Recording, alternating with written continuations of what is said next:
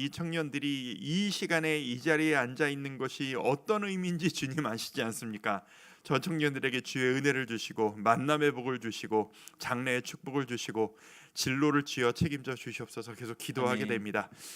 우리 청년들 우리 축복하는 마음으로 격려하며 박수 한번 쳐드릴까요? 자, 주의 청년들 축복하고 환영합니다.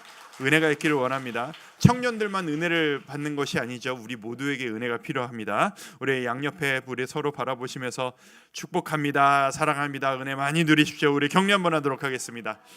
축복합니다. 격려합니다. 잘 오셨습니다. 매주 뵙는 얼굴들 하나님께서 여러분에게 은혜와 능력으로 가득하게 채워주시길 바라겠고요. 오늘도 우리에게 은혜 주시기를 소망합니다. 오늘 여러분과 함께 나눌 이야기는 새로운 이야기입니다. 여러분들이 평소에 자주 들을 수 있는 이야기는 아니실 수도 있을 거예요. 이미 알고 계신 분도 있으시겠지만 지난주까지 우리가 시간상으로 구약의 마지막 이야기를 다뤘습니다. 사실 오늘 고민을 좀 많이 했어요. 에스더 이후에 있는 그 시가서, 지혜서들과 선지서들에 대한 브리핑을 한번 쭉 짚고 넘어갈 것이냐, 그냥 넘어가기 아쉬울 거니까, 아니면 굳이 모든 걸 너무 다 다루려고 하지 말고 시간순으로 진행하는 것을 최우선 목적으로 뛰어넘고 과감하게 점프를 할 것이냐, 그냥 시간순 진행할 것이냐 고민을 했는데 후자를 선택했습니다. 시가서, 선지서 여러 가지 이야기들은 우리가 지금까지 봤던 모든 구약의 스토리들 중간중간에 들어가는 이야기들이고, 이것들에 대해서는 기회가 되면 언젠가 또 다른 또 깊이 있는 강의를 통해서 여러분들과 나눌 수 있는 계기들을 좀 한번 만들어 보도록 하겠습니다.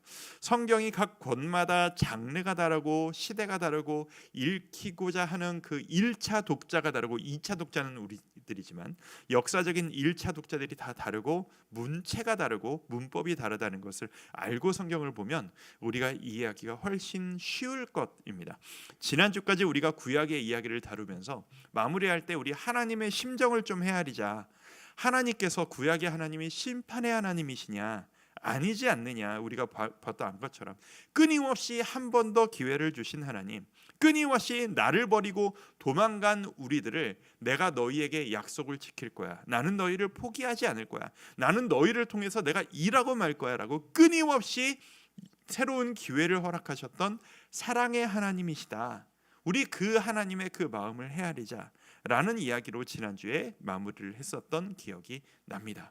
그런데 우리가 이 하나님의 마음을 헤아리려고 하는 이 말라기의 마지막 기록을 끝으로 마태복음이 시작되어지는 그 시작점까지 시간상으로 보면 그 사이에 한 400년 정도의 중간기가 존재를 합니다. 오늘은 약간 설교라기보다는 좀 강의식의 진행이 될 가능성이 높거든요. 그래서 보여드리는 것들이 좀 많을 거예요. 짬짬이 보시면서 빈칸들은 그냥 짬짬이 좀 그런 것들은 오래 보여드릴 테니까 좀 받아 적기도 하시면서 하시면 좋을 것 같아요. 저 그림에 딱 보시면 왼쪽 그 절벽은 말라기, 오른쪽 절벽은 마태복음, 구약과 신약이잖아요. 구약의 마지막 책, 신약의 첫 번째 책. 그 사이에 400년 동안 하나님께서 선지자를 통해서도 직접도 그 어떤 메시지도 전하시지 않는 400년의 침묵의 시간이 있습니다. 하나님께서는 왜 아무 말씀도 안 하신 걸까요? 왜 침묵하셨을까요? 1번, 이제 일부 끝났으니까 조금 재정비를 위한 좀 쉬는 시간이었다. 2번, 뭔가를 준비하고 계시는 시간이었다. 3번, 그냥 그렇게 갑자기 만들려니까 말이 잘 안 만들어지네요. 자, 답은 2번입니다. 하나님께서는 성경에 보면은 졸지도 주무시지도 아니하시고 하루가 천년 같고 천년이 하루 같으며 언제나 쉬지 않고 일하시는 그 하나님이심을 우리는 성경을 통해서 볼 수 있습니다.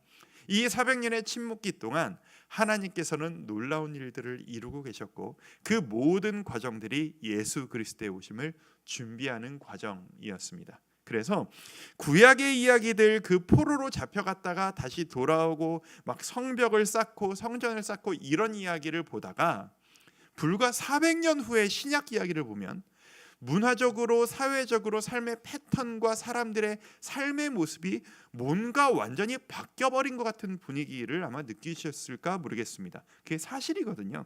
오늘 그 이야기를 하려고 합니다. 첫 번째로 그 400년 동안 국제적으로 역사는 어떻게 바뀌었는가, 무슨 문화적인 변화가 일어나는 것이냐에 대한 이야기를 첫 번째로 할 거고, 두 번째로는 이스라엘 내부적으로도 변화가 있었습니다. 사회 문화적인 정치 세력의 변화가 있었어요. 그래서 지도자들의 그 뭐랄까요, 권력 구도가 완전히 바뀌어서 에스라와 느헤미야가 일하던 시대가 아니라 대제사장과 사두개인과 바리새인들이 갑자기 등장하잖아요.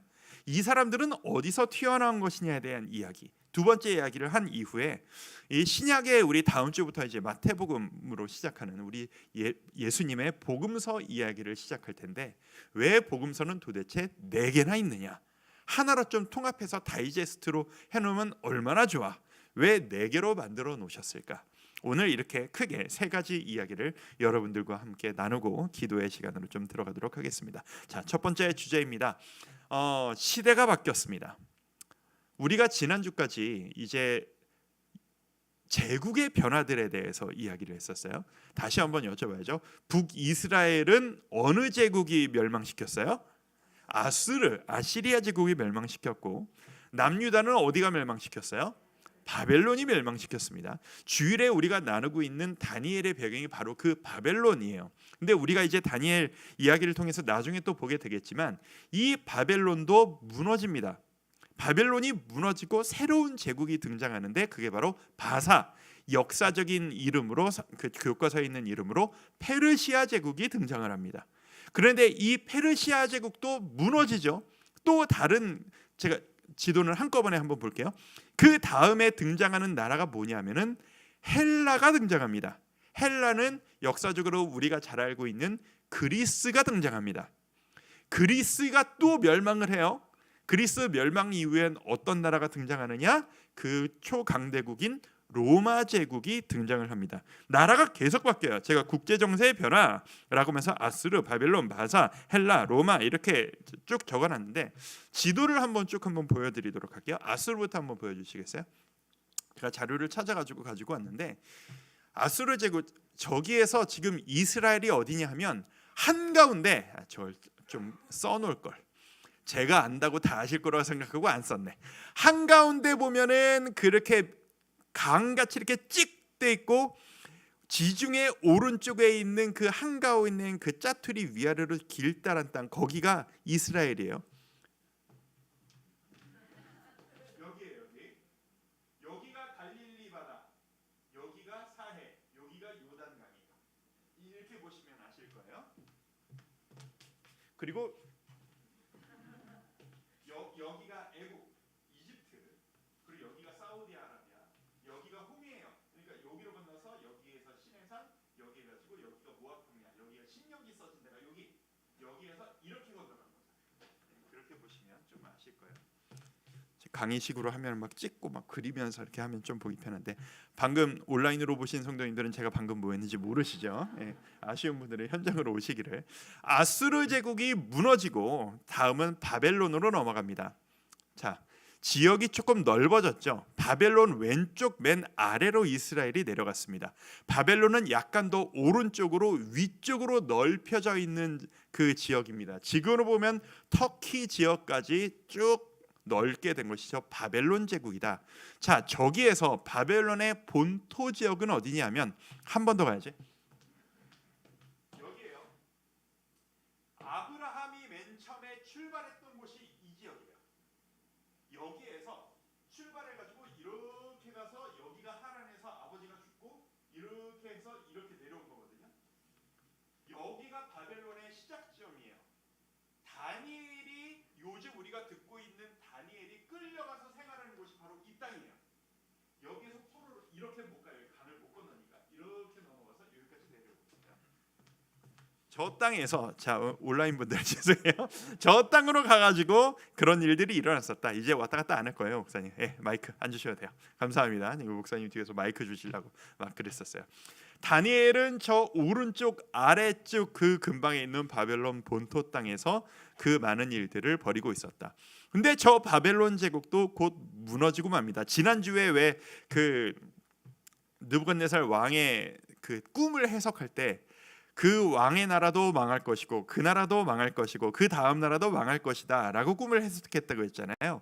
그 일이 실제로 일어나고 있는 거예요. 자, 바벨론이 무너지고 바사가 등장합니다. 페르시아 제국이에요. 자, 오른쪽으로 한참 길어지죠. 이스라엘이 어딘지 아시겠죠? 지중해 바로 써 있는 글자 바로 오른쪽이에요. 조그만해진, 그러니까 훨씬 더 넓어진 저 페르시아 제국, 넓은 아시아 그 우리 동네까지, 그 중국이 있는 그 동네까지 펼치고 왼쪽으로도 그리스 직전까지 다 정복을 한, 갈수록 제국이 더 넓어지고 있는 겁니다. 놀라운 사실은 다니엘이 저 때까지 저 나라에서 높은 자리에 올라갔다는 게 놀라운 일입니다. 나라가 바뀌고 제국이 바뀌었는데 다니엘은 살아남아서 계속 중용되고 있어요. 얼마나 뛰어난 인재였으면. 저 바사 곧 페르시아 제국이 있습니다. 근데 저 큰 나라가 또 무너집니다. 저 다음에 등장한 나라는 어디냐? 헬라 곧 그리스입니다. 지역이 좀 더 달라져 비슷하면서 조금 넓어졌죠. 자, 그리스입니다. 우리가 잘 알고 있는 그리스, 저게 지금 제일 넓을 때인데 저게 우리가 잘 알고 있는 알렉산더, 그때 정복했던 왕의 동네가 저 동네입니다. 그 다음 로마가 등장합니다. 로마는 지역이 완전히 달라지죠. 서방으로 넘어갑니다. 저 로마 제국 중에서 저도 지금 잠깐 로마 제국 아라비아라고 써 있는 그 윗동네,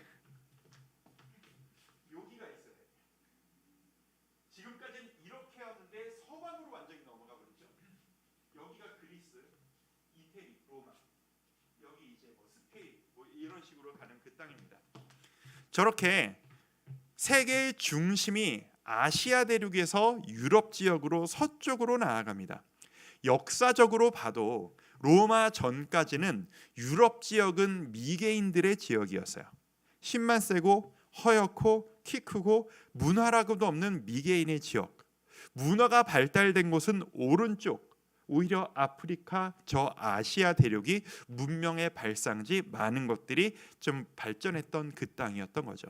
근데 그 중심지가 왼쪽으로 조금씩 흘러져 가는 것을 봅니다. 제가 지금 지도를 왜 이렇게 쭉 보여드리냐 하면, 우리가 보는 모든 성경의 이 이야기들이 그냥 역사와 동떨어진 우리가 믿음으로 받아들여야 되는 그 이야기가 아니라 실제상으로 우리의 역사 가운데 실제로 한 켠을 차지하고 있는 역사적 사실이라는 것을 한번 말씀드리고 싶었어요. 그래서 일부러 지도를 보여드렸어요. 우리가 알고 있는, 우리 아이들이 많이 보는 그리스 로마 신화라고 하는 그런 이야기들 사이에 이 신약의 모든 스토리들이 들어가 있는 거예요. 그 얘기를 하나씩 보도록 하겠습니다. 근데 이 나라들을 쭉 보시면 그 다음 표 한번 보여주시겠어요? 좀 복잡한 표를 하나 보여드리죠. 이거는 제가 예전에 그 성경 파노라마라고 강의를 할 때 보여드렸던 표 중에 하나인데, 글씨가 많은데 저걸 다 뭐 받아 적으시고 뭐 하실 필요는 없어요.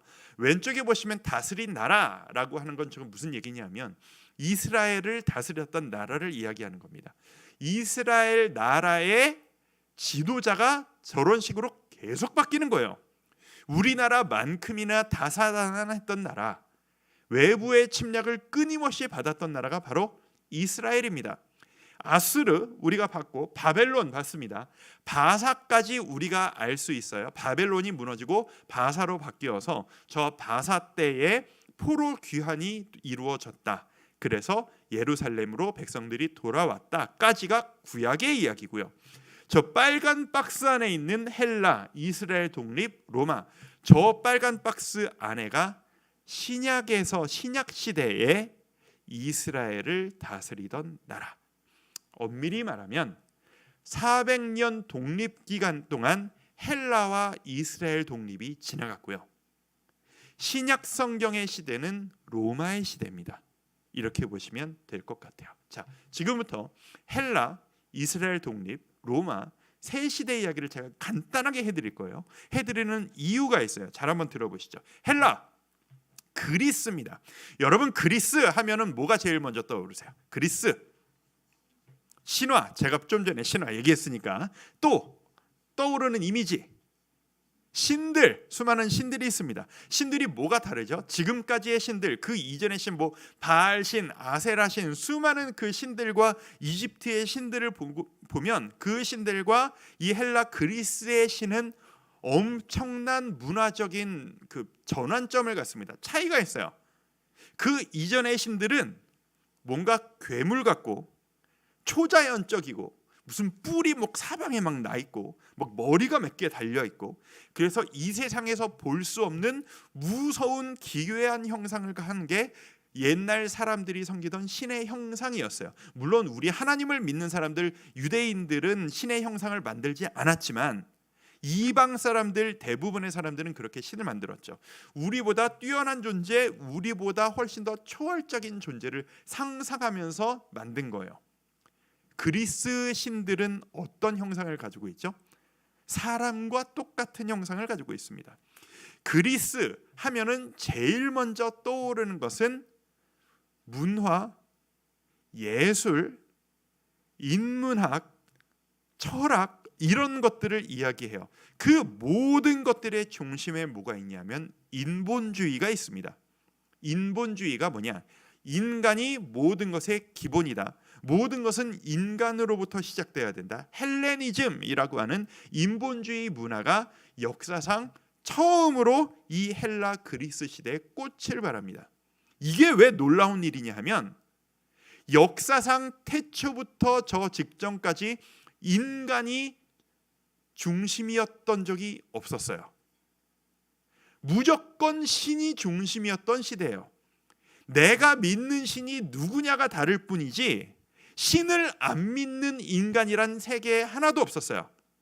참고로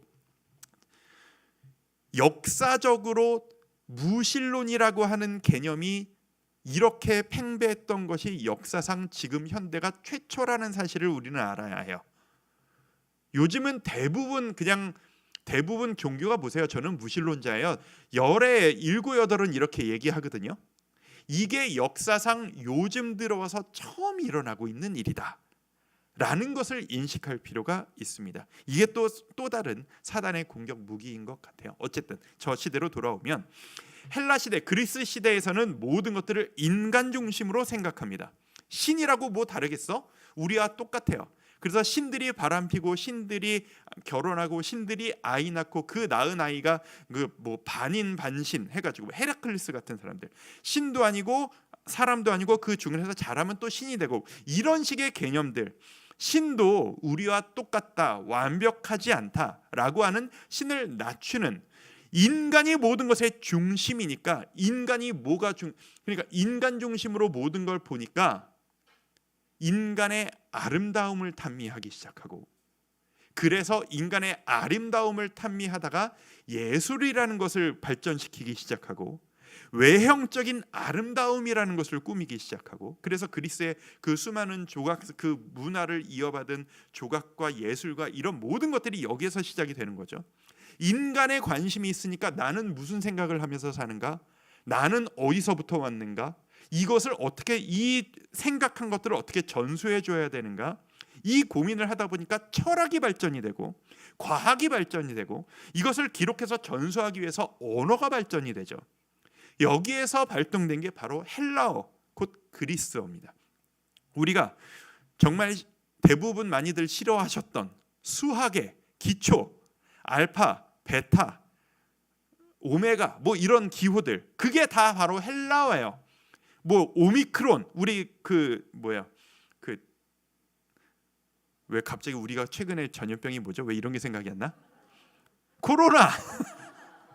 코로나 무슨 변이할 때 뭐 오미크론 뭐 이런 거, 그게 다 헬라어예요. 왜 다 헬라어를 쓰겠어요? 이게 학문의 시작점이 됐던 게 이 문화였기 때문이에요. 수학, 과학 이런 거 할 때 이 헬라어를 이렇게 모두 다 아직까지도 사용을 할 정도로 이게 모든 문화와 과학과 모든 것들의 시작점이 되었었다는 것이죠. 자, 한마디로 얘기하면 보다 인본주의적인 태동, 놀라운 변화가 이르는 것이 바로 이 헬라 시대였다. 질문 하나 드리죠. 우리는 인본주의를 기쁘게 받아들여야 될까요? 우리는 받아들이기 어려울까요? 인본주의를 성경이 보는 시각은 어떤 것일까요? 하나님이 보는 시각은 어떤 것일까요? 어려우시죠? 여러분이 어려워하시는 이유가 뭔지 아세요? 우리가 알고 있는 성경 이야기를 보면 인간 중심 뭔가 애매하거든요. 하나님이 중심이어야 할 것 같거든요. 근데 인간 중심, 내가 무엇을 생각하는가, 나는 무엇을 해내야 되는가, 내가 어떻게 기록할 것인가, 뭔가 아름다워 보이잖아요. 뭔가 좀 진취적이고 좀 세련돼 보이잖아요. 오늘날 우리가 살아가는 게 바로 이 인본주의 문화 가운데서 우리가 지금도 살아가고 있기 때문에 그래요. 우리가 거기에 젖어서 살고 있기 때문에 이게 좋아 보이는 거예요. 그래서 여러분들이 바로 인본주의는 아니죠 라고 대답이 나오지 못하는 이유가 바로 거기에 있는 겁니다. 오늘날의 교육, 오늘날의 철학 모두 다 인본주의에 대부분 기초를 하고 있습니다. 우리는 인본주의자가 아니에요. 하나님을 믿는 사람들은 신본주의자죠. 하나님으로부터 왔다. 내가 무엇을 원하느냐가 아니라 하나님이 무엇을 원하시느냐. 자, 헬라 얘기를 좀 너무 길게 했네요. 그 다음 시대에 어떤 시대가 있었냐면 이스라엘 독립기가 있었습니다. 예를 들어서 알렉산더 대왕 같은 경우에는 이스라엘을 비롯한 수많은 나라들을 다스리고 정복하고 있을 때 좀 유화 정책을 폈어요. 그래, 니네가 원하는 대로 살아라. 대신에 반역만 하지 말고 세금만 잘 내. 그럼 내가 너희를 괴롭히지 않을게. 이런 식으로 잘했었는데 갑자기 폭군 하나가 등장합니다. 여러분 역사책에서 보셨던 거 기억나실지 모르겠는데 에티오쿠스 에피파네스라고 하는 왕이 있었습니다. 역사적으로 폭군이었어요. 모든 걸로 억압하는 왕이었어요. 이 왕이 유대인들이 마음에 안 드는 거예요. 그래서 유대인이 경악할 만한 짓들을 자꾸 저지릅니다. 유대인들이 그때까지도 부정한 음식으로 꼽는 대표적인 동물이 무엇이냐? 돼지예요. 돼지. 오늘날 우리는 율법이 폐했으니까 완성되었으니까 우리는 돼지를 아무렇지도 않게 먹고 돼지 피도 선지국도 이런 것도 아무렇지도 않게 먹지만 유대인들에게 율법을 따르는 입장에서 절대 금해야 될 음식 중에 하나가 돼지란 말이에요. 게다가 피는 율법에 따르면 생명이 들어있는 것이기 때문에 절대 먹거나 어떻게 더러워지는 그렇게 좀 가까이에서는 안 되는 것들이었단 말이에요. 에티쿠스 에피파네스 황제가 유대인들을 괴롭히려고 유대인들이 예배하는 곳에다가 돼지 피를 막 갖다가 뿌리고 드럼통으로 갖다 뿌리고 이런 막 만행을 저지르는 거예요. 유대인들이 경악을 하는 겁니다. 이 부정한 피를 하나님을 예배하는 곳에 갖다 뿌린다는 것이 말이 되느냐, 이런 식의 일들이 질비했어요. 그래서 이거를 참다 못하고 우리나라에서도 일제시대 때 독립운동 하듯이 독립운동가들이 막 일어나가지고 이 헬라 그리스 문화에 반기를 들고 독립운동을 일으킵니다. 그때 그 선봉장을 했던, 우리나라로 치면 김구 선생님 같은 역할을 했던 사람이 마카비라고 하는 별명을 가진 자가 있었어요. 마카비 혁명입니다. 역사책에 보면 헤스모니안 왕조, 언젠가 들어본 얘기 같죠? 그런 이 이야기예요. 헤스모니안 왕조라고 하는데 마카비 혁명이라는 게 일어나서 이스라엘 사람들이 이렇게는 못 살겠다, 독립해야 되겠다라고 해가지고 꿀과 같은 100년의 독립기를 갔습니다. 그래서 이 주위의 제국들의 압박과 세금과 권력에서 자유에서 우리는 독립이다라고 했던 엄청나게 꿀과 같은 그 시간을 100년 동안 딱 보내요. 이때 이스라엘 사람들이 알았던 거죠. 무엇을 알아요? 마카비 같은 뛰어난 강력한 지도자가 있다면 우리도 독립할 수 있구나, 우리도 지배를 받지 않을 수 있구나 라고 하는 인식이 이 유대인들에게 잡혀버린 거예요. 자, 그런데 이 독립기를 버티는 것도 잠깐, 너무나도 강력한 왕조가 등장해서 이 이스라엘을 잡아먹어버려요. 그게 바로 힘의 나라, 군합발로 상징되는 로마 제국이 등장하는 겁니다. 엄청난 전차와 군합발과 여러 가지 우리가 로마 하면은 떠오르는 우리 옛날에 봤던 검투사 영화 이런 거 있었잖아요. 그런 것들 막 하는 이렇게 콜로세움 같은 데서 막 사자랑 싸우고 모든 것이 힘으로 통용되어지고 능력으로 그런 군사적인 나라, 로마 제국이 이 이스라엘을 무너뜨리고 만 겁니다. 로마 제국은 아까 말씀드렸잖아요. 유럽은 미개한 나라였다고.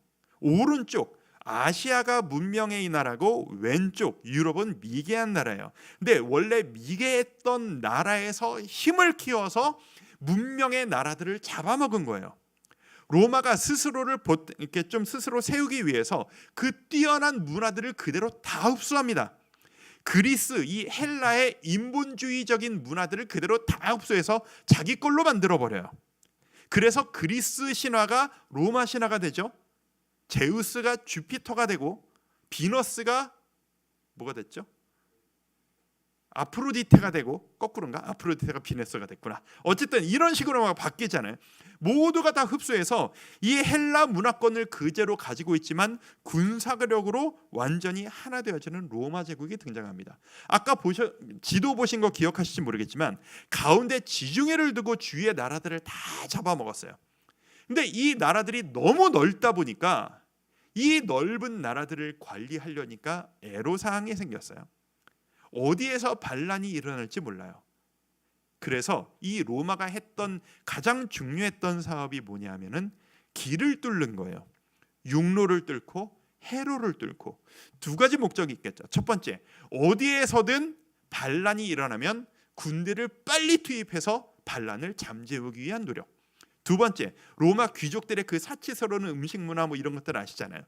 온 세계의 사치품들과 고급 물건들과 맛있는 음식들을 빨리 로마 본토로 가져와서 누리기 위한 노력. 그걸 위해서 모든 길을 다 뚫습니다. 그래서 유명한 말이 있죠. 모든 길은 로마로 통한다 라는 말이 그래서 나온 말이죠. 자, 제가 지금 헬라 우르르, 이스라엘 독립기 우르르, 로마 우르르 그냥 쭉 훑었어요. 이 세 가지 이야기를 훅 했던 이유가 있습니다. 이 400년 동안 이 이스라엘의 새 세력이 지나간 거예요. 헬라 시대, 독립기 100년, 그리고 로마의 시작. 이 시대가 400년의 시대예요. 이 400년 동안 이 세 나라가 지나가면서 유대인들에게 인식이 생겼습니다. 자, 이 모든 것들이 아까 헬라 얘기하면서 제가 뭐라고 말씀드렸죠? 헬라 시대는 인본주의였다. 그래서 그것을 모두 기록하기 위한 언어가 통일되어졌다. 그 유명한 헬라어, 그리스어. 세계의 모든 언어가 헬라어로 통일이 되어져 버렸습니다. 여러분, 신약 성경이 무슨 말로 쓰여졌게요? 바로 헬라어로 쓰여졌습니다. 두 번째, 이스라엘 독립기.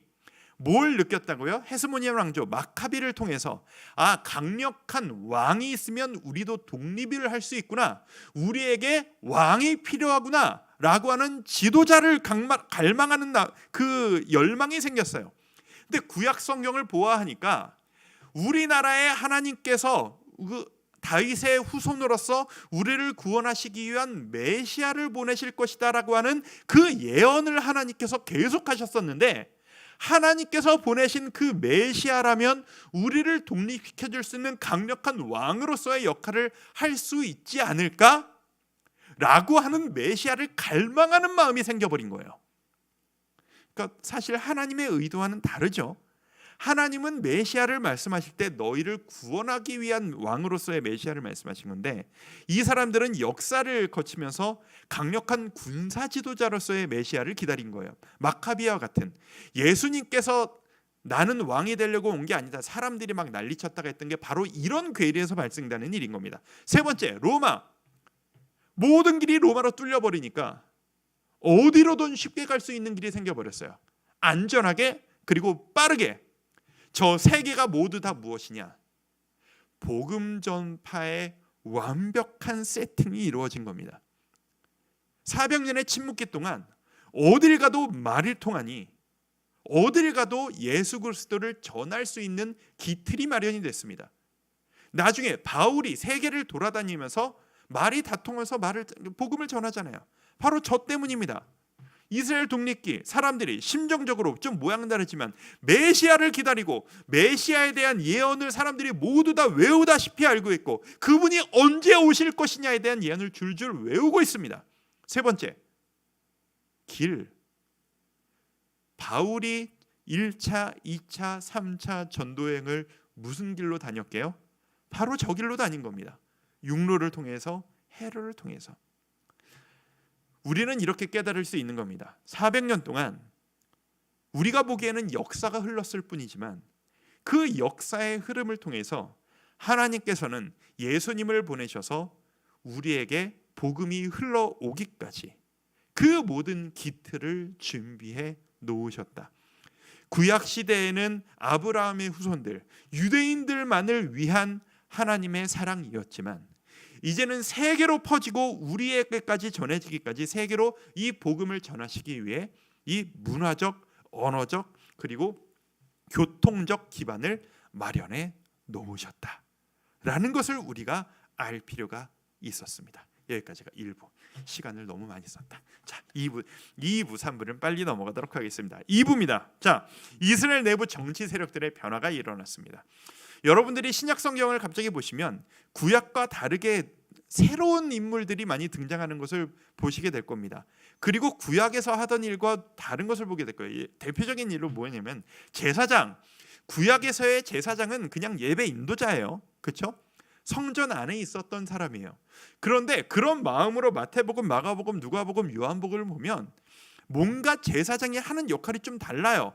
뭔가 좀 야심이 보이고 예수님을 잡아 죽이려고 하는 꿍꿍이를 가지고 있고 재판정에서 막 재판을 하고 예수님을 그 로마 총독한테로 끌고 가서 이 사람을 죽여야 됩니다. 이런 식의 일을 해요. 구약의 제사장에게서는 볼 수 없었던 모습입니다. 왜 이런 일이 등장했는가? 바리새인이란 사람은 도대체 어디서 튀어나온 것이며 사두개인이란 사람들은 도대체 어디서 튀어나온 것이냐? 그 중심에 저 산헤드린 공의회라고 하는 저 모임이 있습니다. 저 시작은 사실 알렉산더 그 그리스 때부터 시작이 됐어요. 근데 로마가 이것을 흡수했죠. 로마 시대에 이르러서 그 수많은 나라들을 다스리면서 어떤 정책을 썼냐 하면 각 지역에 분봉 왕들을 파견 보냅니다. 지역의 왕들을 파견을 보내되 그 왕들이 모든 것을 다 하게 만들면 관리를 모두 다 본토에서 보낼 수가 없으니까 각 지배 민족들의 정체성에 따라서 지배 구조를 유지할 수 있도록 해줘요. 그래서 너희 민족들 가운데서 지도자가 누구냐? 그 지도자가 그 백성들을 다스릴 수 있는 권한을 로마가 주는 거예요. 그래서 이 이스라엘 백성들을 로마가 보아하니 얘네들은 여호와라고 하는 신을 믿는 사람들이네.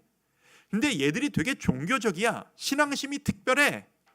그러면은 종교 지도자들을 지도자로 삼아서 우리가 걔들한테 권력을 주고 얘들이 이 이스라엘 나라를 잘 다스려서 우리에게 세금을 갖다 바치도록 구조를 만들어버리면 되겠네 라고 하면서 만든 우리나라로 치면 국회 비스무리한 단체가 바로 산헤드린 공의회예요. 똑같지는 않은데 비슷한 거예요. 산헤드린 공의회가 지도자들의 모임이에요. 그리고 거기에 리더가 바로 대제사장이 되는 거예요. 우리나라로 치면 국회의장 같은 사람이죠. 이 대제사장과 산헤드린 공의회는 뭐냐 하면 오늘날 우리로 치면 이런 거예요. 입법권과 사법권은 없어요. 근데 그 민사 소송 같은 거는 처리할 수 있어요. 분란이 생겼을 때 정리하고 종교적인 다툼이 생겼을 때 처리는 했지만 형사권은 없어요. 사람들을 처벌하고 감옥에 넣고 사형하고 벌금 매기고 하는 것은 누가 하는 것이냐? 로마에서 파견한 그 지역의 로마 시민권을 가진 왕만이 할 수 있어요. 그래서 예수님을 죽이려고 할 때 제사장과 이 지도자들이 자기들이 직접 죽이지를 못하고 본디오 빌라도에게 끌고 가서 얘를 죽여주세요 라고 부탁을 하잖아요. 그게 바로 이 이유 때문이에요. 자기들은 사람을 재판해서 죽일 수 있는 권한이 없어요. 로마 관리가 해야 돼요. 자, 여기에서 조금 더 생각을 해봅시다. 지금 무슨 변화가 일어났냐면 신약으로 넘어오면서 대제사장이 권력을 가져버린 거예요. 구약에서의 제사장은 세상 권력을 가진 자가 아니라 하나님의 뜻을 받들어 하나님의 뜻대로 예배를 인도하고 사람들을 하나님께로 인도하는 세상 권력은 없는 존재였어요. 그런데 이 종교 지도자들에게 권력이 쥐어져 버린 거예요. 그러다 보니 한 번 맛본 권력이 너무 달콤하죠. 이거를 놓치기가 싫은 거죠. 그래서 대제사장들이 변질되어지기 시작하는 겁니다. 무리하게 억지로 갖다 붙인다고 얘기를 해야 할지 자연스러운 건지 모르겠지만, 들으시면서 여러분이 지금 이 생각을 하실지 모르겠지만, 목사가 제사장은 아닙니다만 종교 지도자가 권력을 가질 때 이런 비틀림이 일어난다는 것이, 오늘날 목사들이 부를 추구하고 정치적 욕심을 가지고 어떤 의지를 가지고 힘 행사를 가지려고 하면 이런 식으로 변질이 될 수 있다는 것과 떼어서 생각하기 어려운, 우리에게 많은 생각거리를 줄 수 있는 내용들입니다. 자, 제사장들, 왜 제사장들이 그렇게 예수님을 잡아 죽이려고 했을까요? 지금까지 제가 드렸던 말씀들을 쭉 한번 생각해 보세요. 지금 로마 치하에서 로마가 준 권력을 제사장들이 가지고 있어요. 부와 권력과 모든 것들을 자기들이 다 휘둘릴 수 있어요. 근데 아까 유대인들이 가졌던 사모했던 메시아가 왕으로 오면, 이스라엘 사람들이 지금 유대인들이 뭘 바래요? 메시아가 와서 우리를 로마로부터 독립시켜 주기를 바라잖아요. 독립이 되면 이 제사장들은 어떻게 되는 거예요? 로마에게서 떨어지니까 로마가 우리에게 주었던 그 달콤한 권력이 우리에게서 날아가게 되겠죠. 새로 세워진 메시아가 그 권력을 가져가게 되겠죠. 그러니 이 제사장들 입장에선 메시아라고 하는 존재들이 좋게 보일 리가 없겠죠. 눈의 가시가 되는 거예요. 그게 바로 예수님을 잡아 죽이려고 애썼던 숨겨진 이유가 될 수 있는 겁니다. 아래 보면 사내들인 공의회 밑에, 정치는 언제나 친권력이 있고 반권력이 있어요. 여당이 있고 야당이 있어요. 뭐 로마 시대이기 때문에 이렇게 딱 말할 수는 없지만, 왼쪽에 보면 친로마 세력에서 이제 그 성경에 많이 나오는 그냥 이것보다 훨씬 더 많은 복잡한 것들이 있는데 그냥 몇 개만 써놨어요. 제사장 말씀드렸어요. 그 밑에 보면 사두개인이라는 게 있습니다.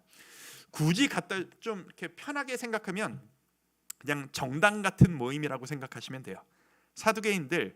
이 사두개인들은 뭐냐 하면 극소수 친로마파 엘리트층이라고 보시면 돼요. 로마의 문화 가운데에서 엘리트층으로서 권력을 가진 사람들의 후손들, 그러니까 요즘으로 치면 이제 권력을 가진 소수파들인 거죠. 금수저들인 거죠. 당시에 이 사람들은 종교 지도자들이 이 땅의 지도자였기 때문에 모두가 종교 지도자가 되려고 했지만, 동시에 친로마파의 권력을 이어받았기 때문에 로마의 교육도 그대로 다 가지고 있어요. 이 안에서 이 사두개인들이 충돌이 일어납니다. 로마의 교육은 뭐예요? 인본주의예요. 그리스로부터 이어받은. 그런데 하나님을 믿는, 성경을 믿는 이 종교 지도자가 되어야 하는데, 이거는 인본주의가 아니라 신본주의예요. 앞뒤가 안 맞거든요. 그래서 사두개인이 자기들 머리 안에서 이 구약 율법들을 취사 선택을 하기 시작합니다. 로마 사람들의 시각으로 보기에, 인본주의적인 시각으로 보기에 말이 되는 것들을 뽑아서 선택을 해요. 그리고 인본주의적인 시각으로 보기에 이거는 말이 안 된다라고 하는 것들을 거부해요. 그래서 사두개인들은 기적 같은 것들, 놀라운 섭리 같은 일들, 예를 들어서 하나님이 홍해를 가르셨더라, 그거는 표현이 그렇지 진짜 기적은 아니야. 죽은 자를 살리셨더라, 아니 그거는 표현일 뿐이지 과장법이야. 그거는 어디에든 다 쓸 수 있는 표현이야. 하나님을 잘 믿게 하기 위해서 그렇게 한 거야. 오늘날로 치면 자유주의적인 해석 같은 그런 식의 접근을 사두개인들이 합니다. 이 사람들 중에서 대제사장이 뽑혀서 위로 올라가는 거예요. 반대파가 있어요. 서기관, 구약 시대에 있는 에스라 같은 사람들, 율법 선생들입니다. 말씀 그대로를 지키려고 하는 사람들이었는데 이 사람들 중에서도 산헤드린 공의회 멤버들이 있어요. 이쪽이 다 멤버로서 들어가거든요. 이 사람들도 역시 말씀을 가르쳐요. 그런데 제사장과 사두개인들과 다른 게 있다면 니들은 그렇게 해서 안 된다. 왜냐하면 이 사람들은 서민층, 중산층이거든요. 귀족층이 아니에요. 그러니까 자기들은 사두개인으로 제사장으로 올라가기가 힘들어요. 그러니까 저 사람들과는 다른 얘기를 해서 대척점에서 해야 되는 거예요. 니들이 말씀을 취소 선택해? 우리는 말씀 그대로 믿을 거야 라고 하는 사람들이고, 그 밑에 바리새인들 중에서 서기관으로 올라가는 이런 구조가 되는 거예요. 이제 사두개인, 바리새인 정당 같은 거라고 생각하고 거기서 뽑힌 지도자들, 서기관, 제사장, 딱 맞는 말은 아니에요. 근데 그렇게 생각하시면 좀 쉬우실 거예요. 바리새인들이 그러니까 일반 이스라엘 백성들에게는 존경받는 사람들입니다. 왜냐? 사두개인들은 극소수 부유층, 권력을 가지고 있고 자기들만 생각하는 사람들인데, 바리새인들은 이 사람들의 대척점에 서서 사람들을 선동하는 그 입장에서 우리는 권력에는 뜻이 없어. 어차피 권력을 못 가져가거든요. 우리는 말씀대로 실천할 거야. 우리는 말씀대로 그대로 다 실천해 라는 것을 보여주기 위해서 사람들 보이는 데서 금식하는 티를 내고, 슬픈 일이 있으면 옷을 찢고 머리에 재를 뒤집어 쓰고, 퍼포먼스적인 약간은 정치적인 의도가 있는 말씀 구약 그대로를 실천하려고 하는 행동하기 위한 신앙생활을 열심히 하고, 그게 온 이스라엘 사람들의 존경을 받아요. 자, 이 사이에 예수님이 등장하신 거예요. 그래서 예수님께서 수많은 사람들과 논쟁을 하시고 공격을 받으실 때 이런 정치 싸움 한가운데 들어가신 무소속 정당인 같은 입장이었다라고 생각하시면 돼요. 사복음서의 수많은 논쟁들은 정치 이야기예요. 이 사람들은 모두 다 종교인이자 정치의 정치인이었거든요. 이런 시각을 보고 보시면 성경들이 새롭게 재밌게 보여요. 예를 들어서 시간이 다 가서 오늘 여기까지만 해야 될 것 같은데, 예를 들어 이런 이야기가 있어요. 사두개인들 기억하시죠? 귀족층 사람들이 예수님을 공격하려고 무슨 말을 하냐냐 하면, 반응을 어떻게 하냐 보자라고 하면서 이런 공격을 합니다. 선생이요, 율법에 따르면, 구약 율법에 따르면, 그러니까 이런 게 있었거든요. 당신의 이제 그 가문을 잇는 이런 게 중요하기 때문에 남자와 여자가 결혼을 했는데 남자가 아이를 못 낳고 남편이 먼저 죽어. 그러면 이 첫째 아들의 씨가 끊기잖아요. 그걸 잇기 위해서 그 첫째 형의 둘째 동생이 형수와 동침을 해서 아이를 낳으면 그 아이를 첫째 형의 씨로 그 가문의 후손으로 인정하게 해주는, 지금 오늘날 우리는 이해하기 어렵지만 이 당시에는 되게 통용되었던 그런 원칙들이 있었어요.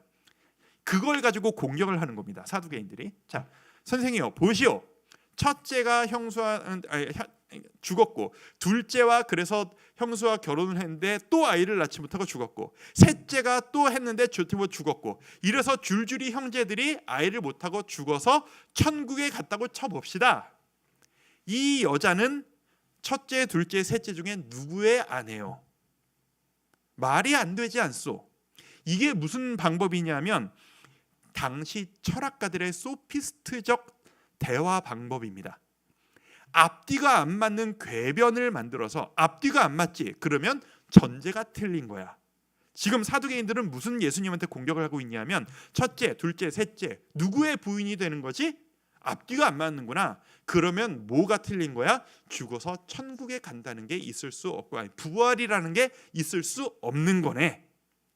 부활이란 없는 겁니다. 왜? 사두개인의 머리로 보면은 부활이라고 하는 건 이성적이지 않잖아요. 안 받아들였거든요. 어떻게 생각하시오? 공격을 팡 던진 겁니다. 그러니까 예수님께서 여기에서 이 사두개인들이 생각하지 못하던 반박을 하시죠. 니들이 천국이 뭔지 부활이 뭔지를 몰라서 그런다.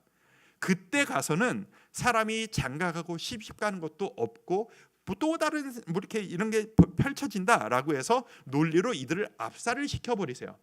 그랬더니 그 직후에 누가 등장하냐면 바리새인들이 등장합니다. 옆에서 보던 바리새인들이 서로 사두개인과 바리새인들 대척점에 있잖아요. 적의 적은 내 편이잖아. 사두개인을 예수님이 밟아버리니까 신이 난 거예요. 그래서 바리새인이 예수님 보고 선생이여 당신이 옳소이다. 진짜로 당신 말이 옳습니다. 하나님의 말씀은 그렇게 이루어질 겁니다. 왜? 바리새인들은 부활을 믿었거든요. 그랬더니 또 예수님께서 바리새인들에게 니들도 틀렸어. 니들은 율법을 니들이 원하는 대로 행동하는 걸 이런 식으로 막 공격하는 내용이 나와요. 결국 이쪽도 반대하고 이쪽에서도 공격받고 이쪽에서도 공격받는. 그래서 나중에서는 여당과 야당이 합세해서 예수님 한 분을 잡아 죽이기 위해 협공을 하는 이런 이야기들이 신약에서 사복음서의 이야기들인 겁니다. 이런 식으로 사두개인이 어느 쪽이었더라? 분명히 헷갈리실 거예요. 그러니까 이거 표 딱 보시고 얘는 이쪽이고 얘는 이쪽이구나. 그런데 이쪽에서 이번에 공격을 하네. 이번에는 저쪽에서 공격을 하네. 이런 식으로 보시면 사복음서에 예수님이 당하셨던 일들과 수많은 공격들과 대화의 이야기들이 새롭게 보이실 겁니다. 재밌죠? 재밌지 않나요? 강의를 잘해서 그렇습니다.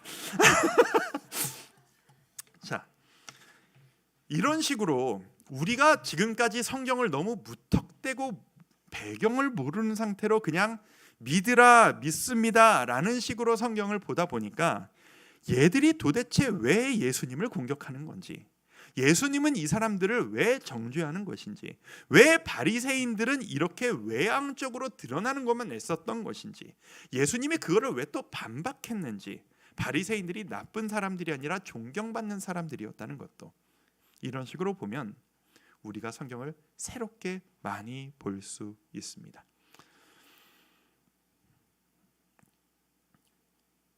우리가 성경을 볼 때 알고 보는 것과 모르고 보는 것은 정말 큰 차이가 있습니다. 하나님의 말씀을 나에게 은혜로 받아들이고 이 말씀을 통해서 내가 변화될 것을 믿습니다. 내가 뭘 할까요? 라고 하는 것 이상으로 우리가 성경을 볼 때 나중에 보면 베레아 사람들이 성경을 날마다 상고하였더라 이런 이야기가 나오는데 바로 이런 것들이에요. 왜 이런 이야기를 하셨을까? 왜 이런 행동을 한 것일까? 예수님의 존재는 어떤 것이었을까? 깊이 알고 보면 볼수록 예수님이라고 하는 존재는 우리에게 새롭게 다가옵니다.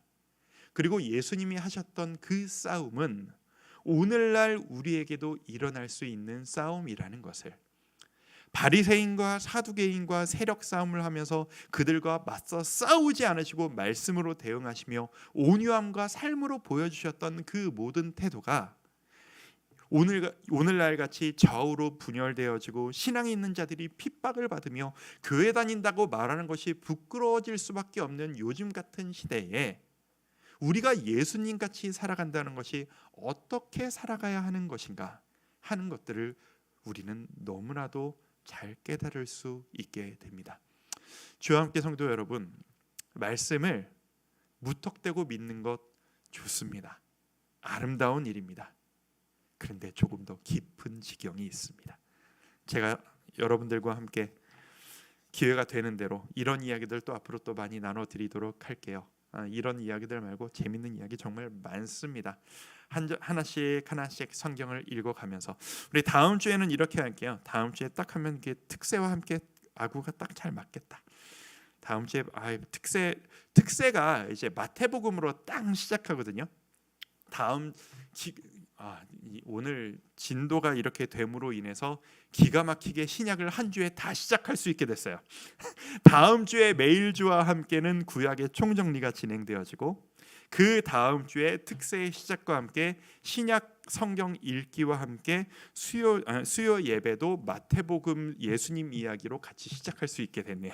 한 주가 미뤄져서 이것도 또 감사한 일인 것 같습니다. 다음 주에는 사복음서 배경 이야기를 한번 하도록 하겠습니다. 왜 예수님께서 도대체 4번이나 등장하셔야 했던 것일까?